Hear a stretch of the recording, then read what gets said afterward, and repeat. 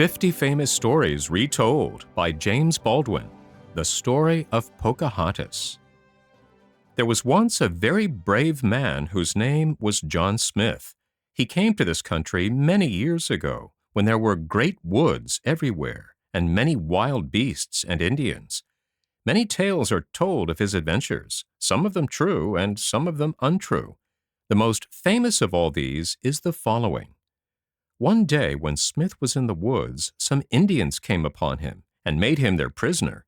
They led him to their king, and in a short time they made ready to put him to death. A large stone was brought in, and Smith was made to lie down with his head on it. Then 2 tall Indians with big clubs in their hands came forward. The king and all his great men stood around to see. The Indians raised their clubs. In another moment, they would fall on Smith's head. But just then, a little Indian girl rushed in. She was the daughter of the king, and her name was Pocahontas.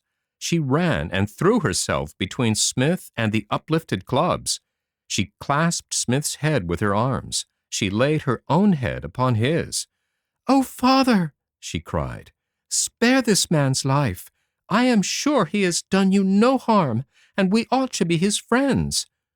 The men with the clubs could not strike, for they did not want to hurt the child. The king, at first, did not know what to do. Then he spoke to some of his warriors, and they lifted Smith from the ground. They untied the cords from his wrists and feet and set him free. The next day the king sent Smith home, and several Indians went with him to protect him from harm. After that, as long as she lived, Pocahontas was the friend of the white men, and she did a great many things to help them.